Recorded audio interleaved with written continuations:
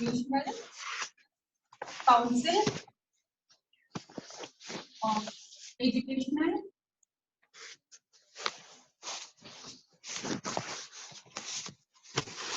Research and training. जैसा कि इसके नाम में ही दिख रहा है, इसके दो मुख्य कार्य जो थे, एक तो था एजुकेशनल रिसर्च और दूसरा काम था ट्रेनिंग। एक राष्ट्रीय शैक्षिक अनुसंधान एवं प्रशिक्षण परिषद, जिसकी स्थापना कब हुई थी? 1961 में। 1961 में। इसका एक महत्वपूर्ण काम क्या था? प्रशिक्षण ही था। शैक्षिक अनुसंधान कराने के साथ साथ इसका एक महत्वपूर्ण दायित्व था कि ये शिक्षा के क्षेत्र में प्रशिक्षण यानी ट्रेनिंग की व्यवस्था भी करें। ठीक, तो ये आवश्यकता महसूस की गई कि इसके लिए एनसीईआरटी के अंदर ही एक अलग डिपार्टमेंट बनाया जाए, जिसका मेन काम क्या होगा? ट्रेनिंग होगा।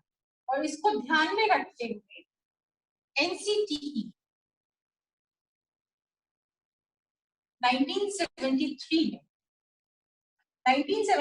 में national council of teacher education यानी राष्ट्रीय शिक्षक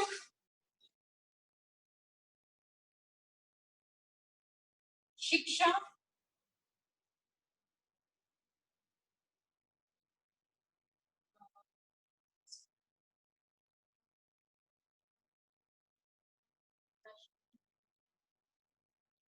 समिति,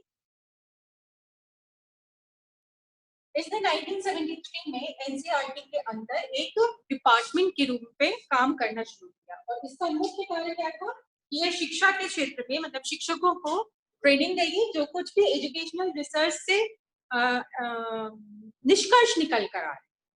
उन निष्कर्षों का महत्व तब तक नहीं है जब तक कि उसको ग्राउंड रियलिटी में ना लेके आए। तो उन अनुसंधानों के बेसिस पे जो भी रिजल्ट आ रहे हैं उनको ट्रेनिंग में यूज किया जाए, ये मुख्य उद्देश्य था एनसीटीई का। एनसीटीई का एक काम था कि वो टीचर एजुकेशन के जितने भी इंस्टीट्यूट्स हैं उनको उनके बीच में कोऑर्डिनेट करे, उनको ट्रेनिंग प्रोवाइड। लेकिन एक बहुत बड़ा ड्रॉबैक इस संस्था के साथ उस समय रहा कि इसके पास कोई लीगल अथॉरिटीज नहीं, जैसे कि एनसीईआरटी जो है कोई स्टैट्यूटरी बॉडी नहीं है, कोई संवैधानिक संस्थान नहीं है। आपको संविधान की किसी भी धारा में एनसीईआरटी के बारे में कुछ भी नहीं मिलेगा। तो इसके पास कोई भी लीगल अथॉरिटी, कोई भी पावर्स नहीं। इनकी वजह से जो कुछ भी ये करना चाह रहा था एनसीटी, वो एक तरीके से फुलफिल नहीं हो पाई चीजें। वो एक पंगु व्यवस्था रही। हम कह रहे हैं आप करिए, मगर आप तब तक नहीं करेंगे जब तक हमारे पास कोई अथॉरिटी नहीं, भले ही हम आपके भले के लिए। ठीक, तो यही स्थिति एनसीटी की है।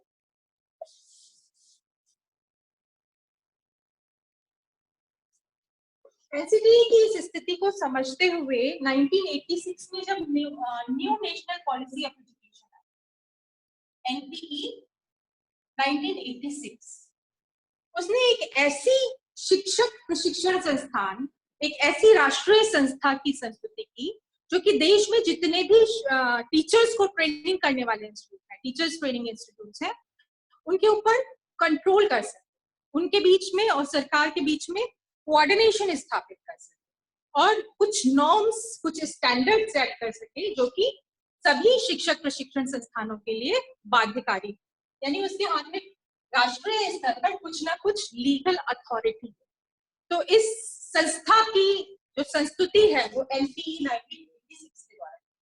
अब इस संस्था को मूर्त रूप देने के लिए ये जो एनसीटी एक डिपार्टमेंट के रूप में काम कर रहा था एनसीईआरटी के, उसी को आगे बढ़ाया गया और 1993 में संसद ने एक एक्ट पारित किया जिसको हम कहते हैं NCT act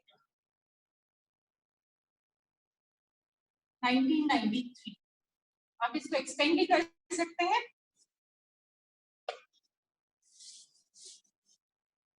national council of teacher education act 1993।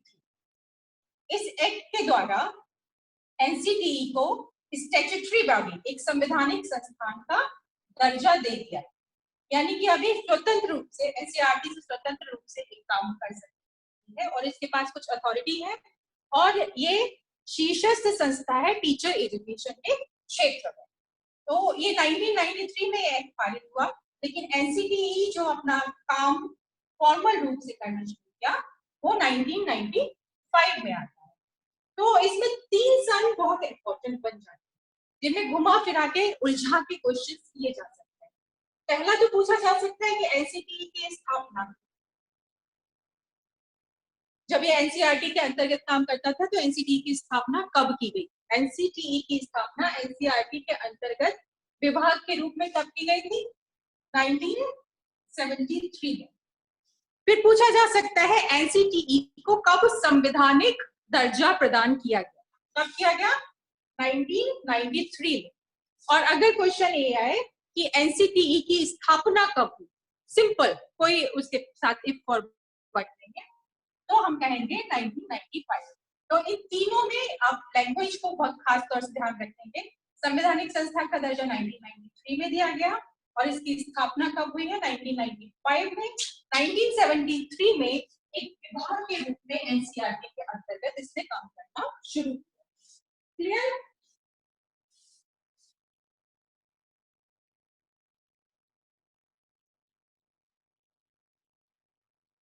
NCTE का जो मुख्यालय है वो कहाँ है?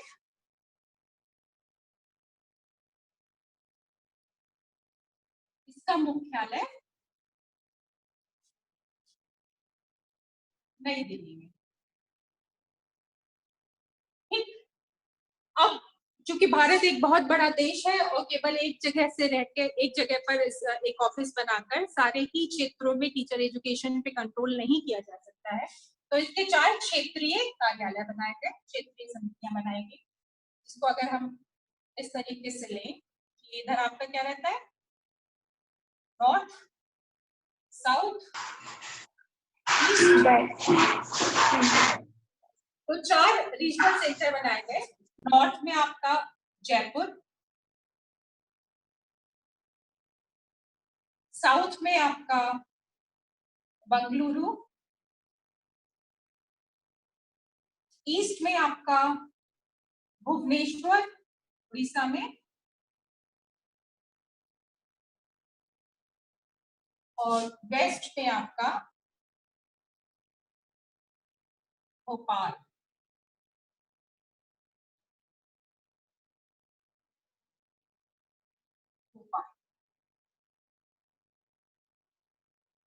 ठीक। इन 4 क्षेत्रीय समितियों की सहायता से जो एनसीटीई है ये अपना कामकाज चलाती है। ठीक।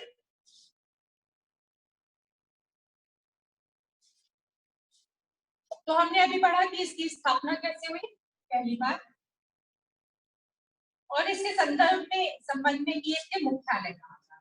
2 चीजें क्लियर करनी हमारी। स्थापना 1973 में एज ए डिपार्टमेंट एनसीईआरटी, पहली बार संवैधानिक दायित्व, इसको संवैधानिक दर्जा दिया गया एनसीटीई एक्ट 1993 के अंतर्गत, और इसने फॉर्मल रूप से अपना कामकाज करना शुरू किया 1995।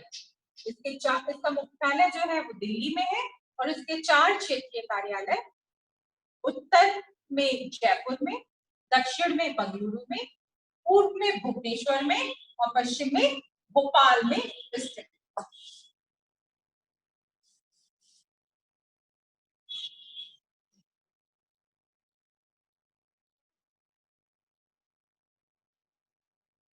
और बात करेंगे इसका जो संगठन है, ऑर्गेनाइजेशन का जो संगठन है, इसमें कितने मेंबर्स होते हैं? ये नेशनल लेवल पर टीचर एजुकेशन को रिप्रेजेंट करता है और इसका संगठन काफी विस्तृत होता है। इसमें कुल 43 मेंबर्स होते हैं, सदस्य।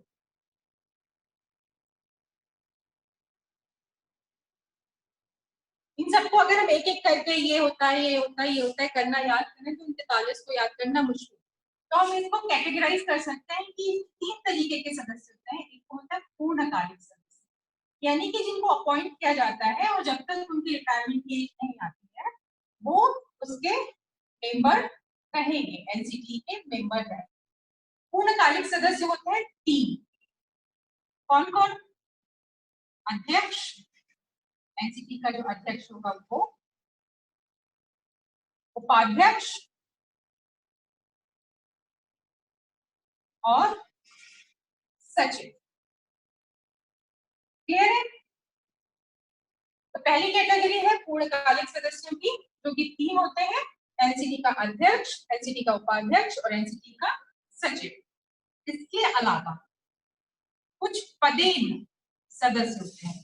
पदेन सदस्य का मतलब है कि जो किसी पद पर कार्य कर रहे हैं और उस पद की वजह से उनको एनसीटी की मेंबरशिप भी अपने आप अलॉट हो जाती है। ठीक, तो पदेन सदस्य जो पहले से ही किसी न किसी पद पर है। पदेन सदस्यों की संख्या 12 है।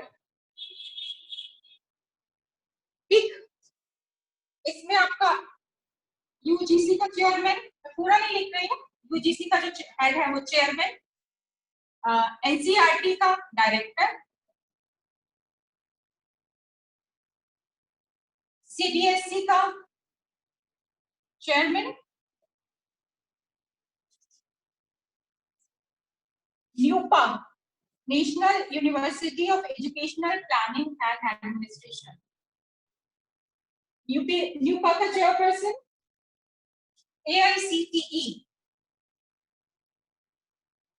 All India council of technical education, इसका चेयरमैन। उसके अलावा भारत सरकार का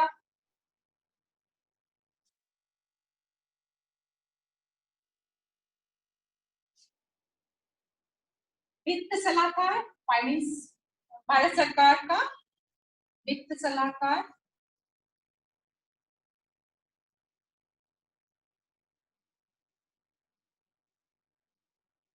भारत सरकार का शिक्षा विभाग, तो यहाँ पे है कि शिक्षा विभाग का वित्त सलाहकार, भारत सरकार का शिक्षा विभाग का वित्त सलाहकार और शिक्षा सचिव।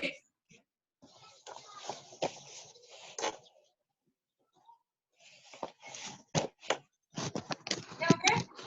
1 2 3 4 5 6 7 और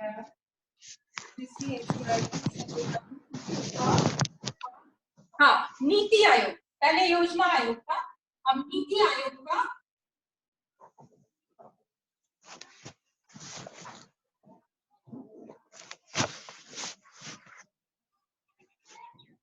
शिक्षा सलाहकार। यहाँ पे माइक ऑफ कर लो।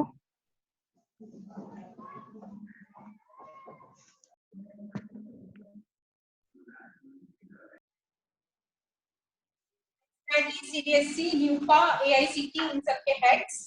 गवर्नमेंट ऑफ इंडिया का शिक्षा विभाग का वित्त सलाहकार, शिक्षा सचिव, नीति आयोग का शिक्षा सलाहकार, सीधे सीधे जो गवर्नमेंट ऑफ इंडिया है उससे रिलेटेड सदस्य, और इसके अलावा 4 सदस्य जो हैं वो जो रीजनल इंस्टीट्यूट हैं, जो क्षेत्रीय कार्यालय है, उनके अध्यक्ष। इसके अलावा 4 क्षेत्रीय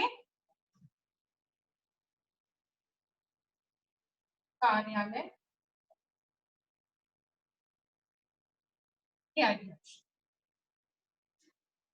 अब आप जरा काउंट कीजिए कितने हो गए?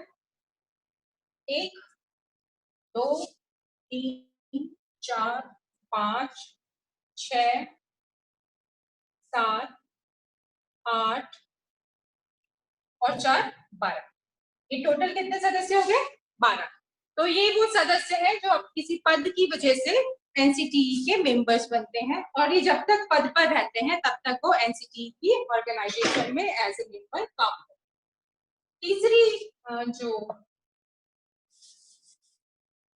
तीसरी कैटेगरी है मनोनीत।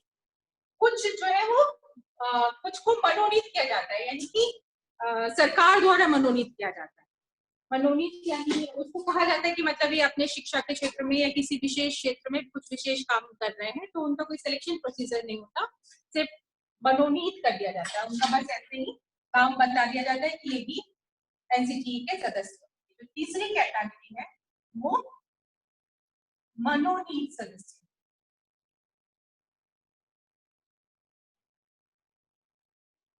एक मनोनीत सदस्यों की संख्या कितनी? मनोनीत सदस्यों की संख्या हम गिनने चले तो 16 और 25 और 24 और 28, एक आपके थे 12, इससे पहले थे 3 और ये हुए 28। ठीक, अभी 28 कौन कौन से हैं?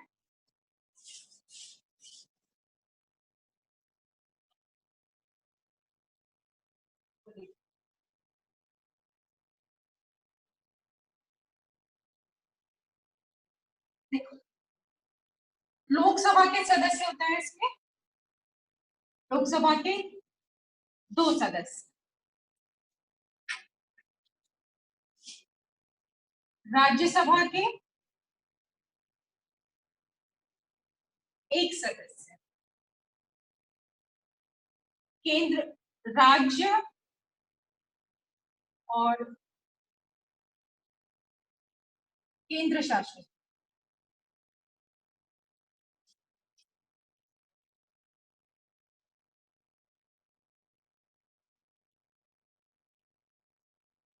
प्रदेशों के प्रतिनिधि।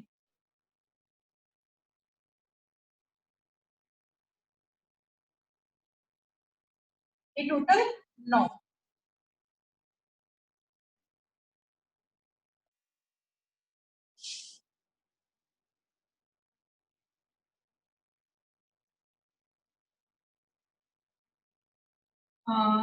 तीन अध्यापक, 3 टीचर्स दिए जाते हैं कहां से? प्राथमिक और माध्यमिक शिक्षा के, प्राथमिक व माध्यमिक शिक्षा के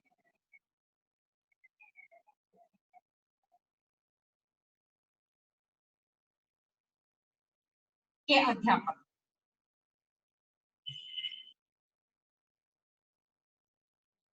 कितने हैं? 3।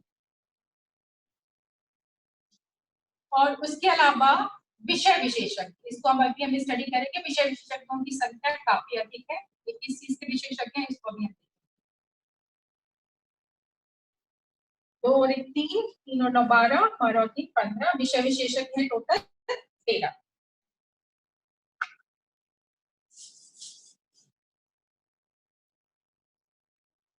इन 13 में ये किस किस चीज के विषय विशेषज्ञ हैं इसकी बात करें। पहली बात, शिक्षा शास्त्र, एजुकेशन के।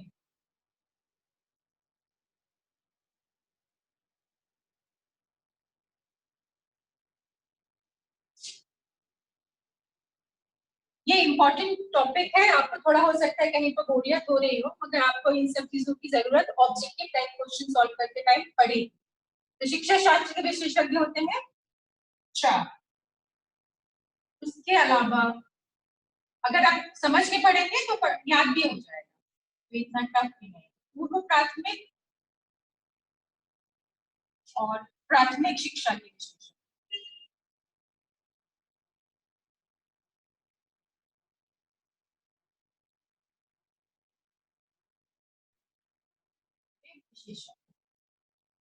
ये होते हैं 3।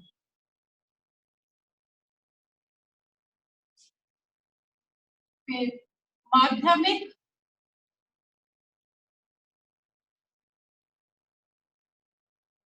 अध्यापक शिक्षा के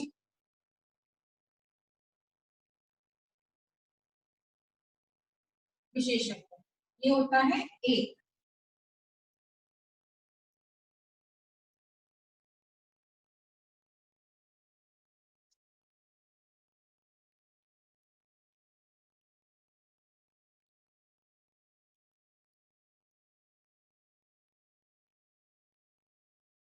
औपचारिक और प्रौढ़ शिक्षा के विशेषज्ञ,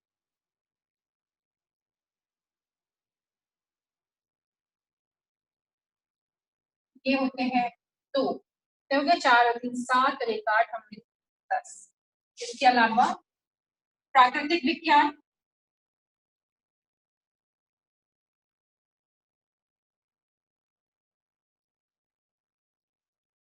सामाजिक विज्ञान,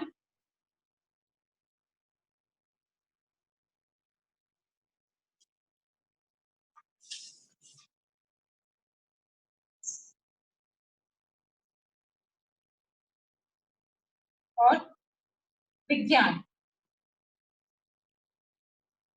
विषय के विशेषज्ञ।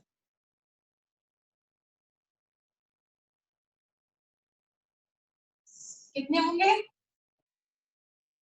हर एक का एक एक होगा, 1 2 3, ये होते हैं टोटल 3।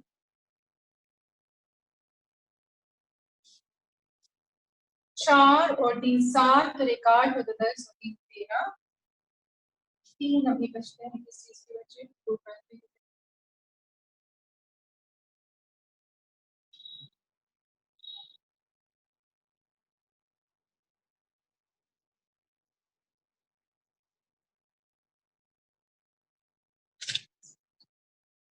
हाँ 13, ये टोटल 13 होते हैं, ये 13 पूरे कंप्लीट। ठीक, तो हम एक बार फिर से रिवाइज करें। तो पदेन सदस्य जो सबसे पहले पूर्णकालिक सदस्य 3 होते हैं। उसके बाद हमने बात की पदेन सदस्यों की, जिनकी संख्या कितनी थी? 12। 3 और 12 15। और उसके बाद मनोनीत सदस्य होते हैं 28। 28 में से 13 जो है वो अपने अपने विषयों के विशेषज्ञ हैं। उसके अलावा लोकसभा, राज्यसभा और राज्य और केंद्र शासित के प्रतिनिधि।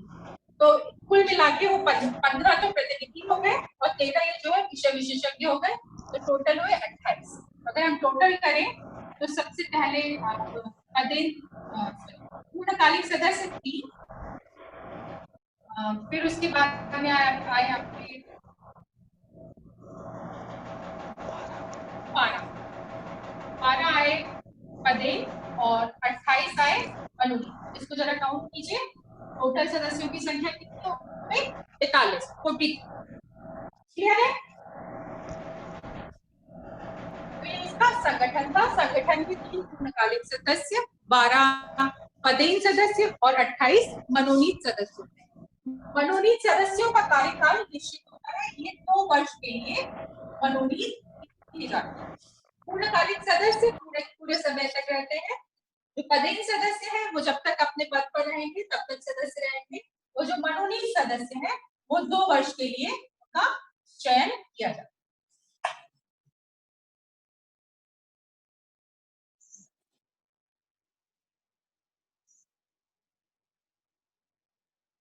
तो हमने स्थापना देखी इसकी, इसके मुख्यालय देखे, इसका संगठन देखा, और अब लास्ट में हमको देखने हैं कि इसके कार्य, और उसके बाद हम देखेंगे कि इसके द्वारा कौन कौन से प्रकाशन चलाए। अब हम आते हैं कार्य।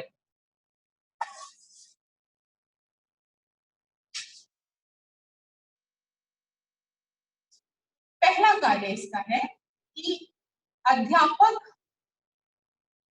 शिक्षा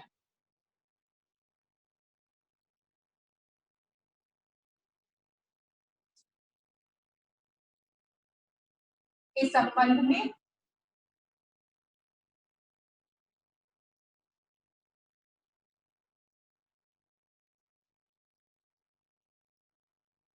सरकार को सलाह देना।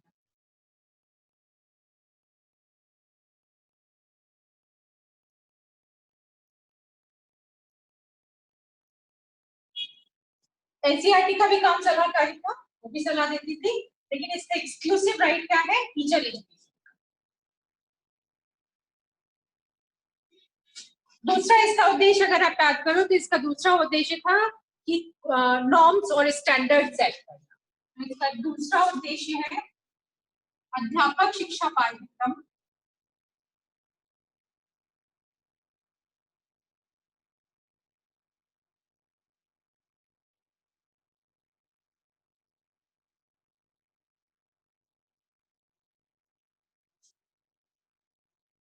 किस किस चीज के नियम बनाता है?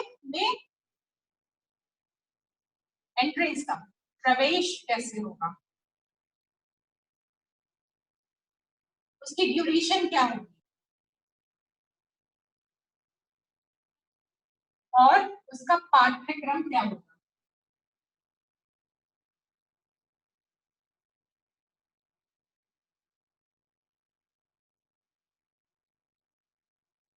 और उसकी परीक्षा कैसे ली जाएगी, सैद्धांतिक होगी, प्रैक्टिकल होगी,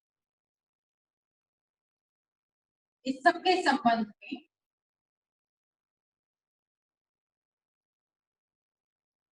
दिशा निर्देश देना।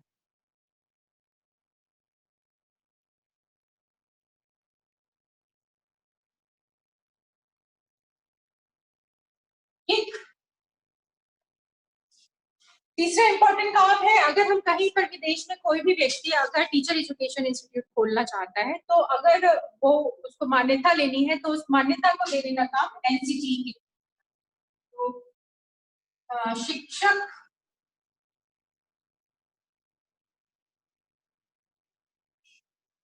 शिक्षक प्रशिक्षण संस्थाओं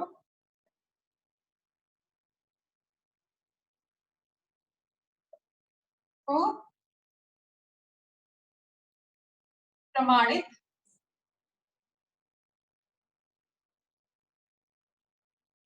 या अथॉरिटी है या प्रमाणित कर सकता है, तो बंद करना पड़ेगा।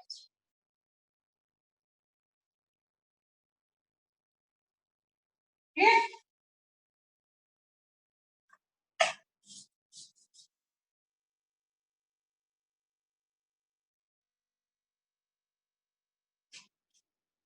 एक इंपॉर्टेंट इसका काम है रिसर्च एंड इनोवेशन, शोध एवं नवाचार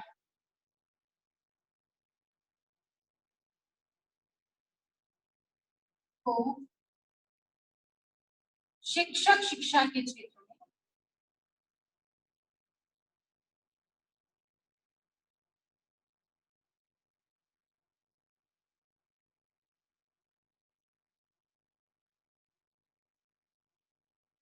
बढ़ावा देना।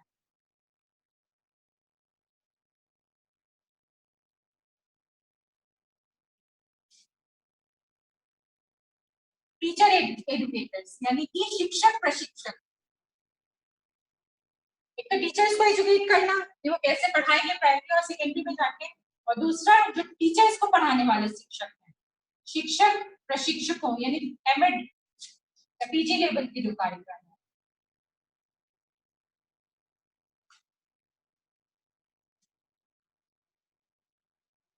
शिक्षक प्रशिक्षकों के प्रशिक्षण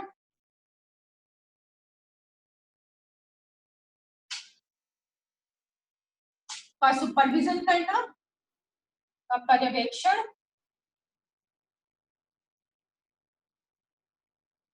करना।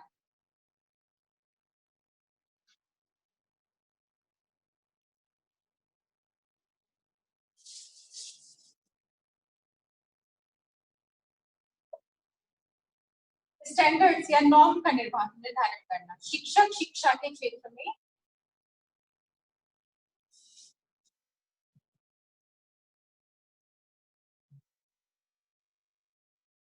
मानकों का निर्धारण करना।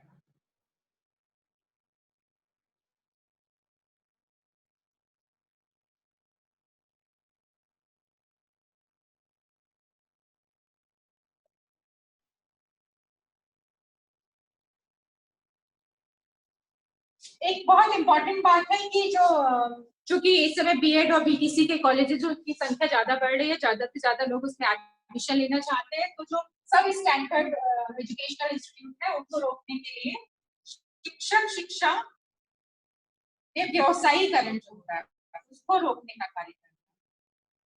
शिक्षक शिक्षा के व्यवसायीकरण को रोकना।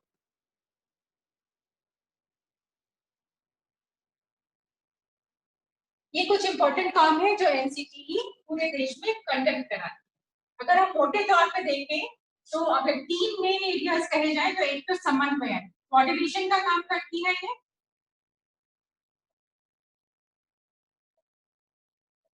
रिसर्च का काम करती है, ट्रेनिंग का काम करती है, ट्रेनिंग देने का, और स्टैंडर्डाइजेशन या नॉर्म सेटिंग का। अगर मोटा मोटा देखा जाए तो ये 4 काम है, इन्हीं से रिलेट करते हुए ये 5-6 पॉइंट्स बनाते हैं। कोऑर्डिनेशन यानी जो भी रिसर्चेस है उनको सरकार तक पहुंचाना, सलाह देना और उसके बाद शिक्षक प्रशिक्षण संस्थानों तक पहुंचाना, एक कोऑर्डिनेशन का काम। इसका काम है रिसर्च करे और नई नई टेक्निक्स, नई नई टीचिंग टेक्नोलॉजीज को इंट्रोड्यूस करे। उसके बाद ट्रेनिंग, जो टीचर बनने जाना चाहते हैं बच्चे उनको ट्रेन करे, primary, pre primary, secondary education में पढ़ाने के लिए। इसके अलावा टीचर ट्रेनर्स को ट्रेन करने का काम इसके अंतर्गत आता है।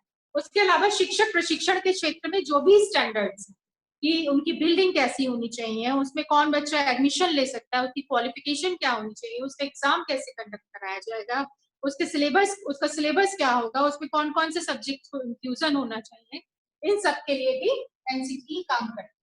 तो अगर मोटे तौर पे देखें तो आप इन 4 पॉइंट्स को ध्यान रखिए और इन 4 से 6-7 पॉइंट बना लें। हेलो मैम, ये 4th पॉइंट क्या लिखा हुआ है? Norm setting. Okay ma'am. मानकों का निर्धारण करना। मेन अगर हम कहें, आत्मा अगर कहें उसके कार्यों की तो यही है। इन सबको फैला के अगर लेंथी क्वेश्चन आ जाता है तो आप इस तरीके की 6-7 पॉइंट लिख सकते हैं।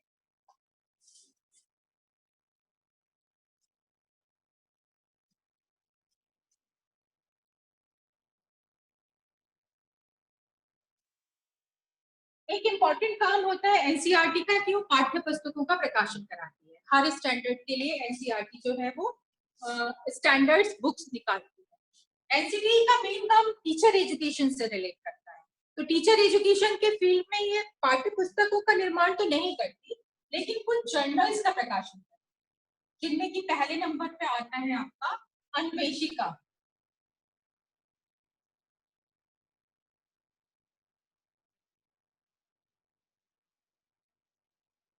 जर्नल्स का मतलब क्या है? जिसमें शोध पत्रों का प्रकाशन होता है। अन्वेषिका जो है वो हिंदी माध्यम का शोध पत्र प्रकाशित करता है, का माध्यम हिंदी है। और ये 3 बार जो है इसका प्रकाशन होता है, साल में 3 बार, मतलब 4-4 महीने के अंतर पर। एक तो आपका आ जाता है जनवरी में, फिर आपका आता है मई में, और फिर आता है सितंबर में। ठीक, तो ये 4-4 महीने के अंतर पर साल में 3 बार रिसर्च पेपर का कलेक्शन जर्नल्स के रूप में निकालती है अन्वेषण। इसके अलावा इसका एक इंग्लिश माध्यम से आता है जो जर्नल, उसका नाम है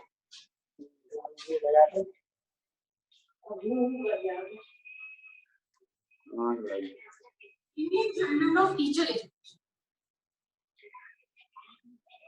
सारा नहीं है।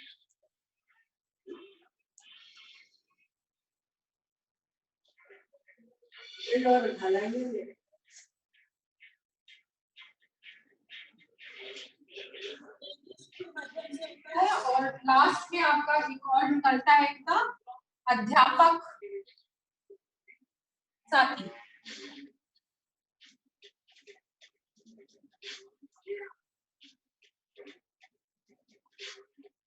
ये दोनों माध्यमों में निकलता है, हिंदी में भी निकलता है और इंग्लिश में भी निकलता है। कर दीजिए, आवाज ना आए। हिंदी और इंग्लिश दोनों में निकलता है और ये भी साल में 3 बार प्रकाशित, जनवरी, मई और सितंबर। ठीक, तो एनसीटी के बारे में हमको इतना ही जानना था। सबसे पहले हमने जाना कि इसकी स्थापना कब और कैसे हुई, इसके उद्देश्य क्या थे। 1973, 1993 का एक्ट और 1995 में फॉर्मली उसका स्टार्टिंग हो जाती है। इसका मुख्यालय कहाँ है और इसके क्षेत्रीय कार्यालय कहाँ है, इसके बारे में हमने जाना। इसका संगठन कैसे होता है। 43 मेंबर्स होते हैं, 43 में से 3 पूर्णकालिक सदस्य होते हैं, 12 जो है आपके पदेन सदस्य होते हैं और 28 मनोनीत सदस्य होते हैं। पदेन सदस्य तब का कार्यकाल उतना ही होता है जब तक वो पद पर रहते हैं। तो जो मनोनीत सदस्य होते हैं वो 2 साल के लिए मनोनीत किए जाते हैं। फिर हमने कार्य की बात की, कोई 7 पॉइंट्स हमने डिस्कस किए जो कि एससीईआरटी ने डिस्कस किया उसी के बेसिस पे। लेकिन अगर हम ओवरऑल कंक्लूजन पे पहुंचे तो हमने 4 पॉइंट्स की बात की कि जो इसके मुख्य कार्य या उद्देश्य है। पहला कोऑर्डिनेशन, दूसरा रिसर्च, तीसरा ट्रेनिंग और चौथा नॉर्म सेटिंग। ये इसके मुख्य कार्य हैं और इनसे ही बाइफर्केशन करते जाइए। आपकी ये प्राइमरी में भी करता है, सेकेंडरी में भी करता है, टीचर एजुकेशन में भी करता है, वोकेशनलाइजेशन, इन सारी चीजों की बात करते जाए तो वो बढ़ती जाती है। फिर हमने बात किया प्रकाशन का। इसके 3 जर्नल्स निकलते हैं, Anveshika, Indian journal of teacher education और अध्यापक साथी। अन्वेषिका हिंदी का है, Indian journal of teacher education English का, अध्यापक साथी हिंदी और इंग्लिश दोनों में निकलते हैं। इनका प्रकाशन साल में 3 बार होता है, जनवरी, मई और सितंबर। एनी डाउट्स और क्वेरीज?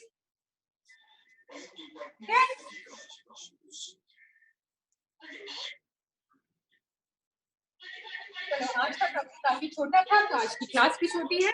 नेक्स्ट टॉपिक के लिए तैयार रहिएगा। SCRT मैम ये लास्ट में क्या था? अध्यापक साथी, साथी। अध्यापक साथी। Okay ma'am, thank you. ठीक है। अध्यापक साथी जो हिंदी इंग्लिश दोनों में निकलता है। ठीक है, तो फिर आज की क्लास यही खत्म करते हैं। नेक्स्ट क्लास में हम SCRT, state council of educational research और ट्रेनिंग की बात करेंगे। वो थोड़ा लेंथी हो जाएगा, तो be prepared. Okay, thank you ma'am. Any query? Ma'am पूर्णकालिक सदस्य एक बार बता दीजिए, मतलब हमेशा के लिए रहेंगे वो? पूर्णकालिक सदस्य 3 होते हैं। एक अध्यक्ष होता है, एनसीटी का अध्यक्ष, एनसीटी का उपाध्यक्ष और एनसीटी का सचिव। मतलब एक बार सेलेक्ट हो जाए तो हाँ, एक बार बनने के बाद वो हमेशा बने रहेंगे? ये जब तक पूर्णकालिक सदस्य का मतलब जब तक रिटायरमेंट नहीं हो जाता तब तक।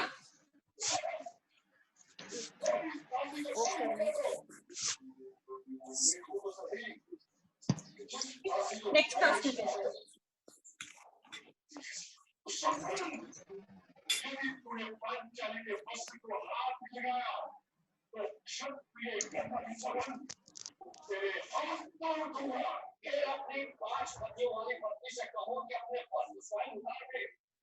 और यदि उसने ऐसा नहीं किया तो फिर मुझे हाथ लगाना पड़ेगा।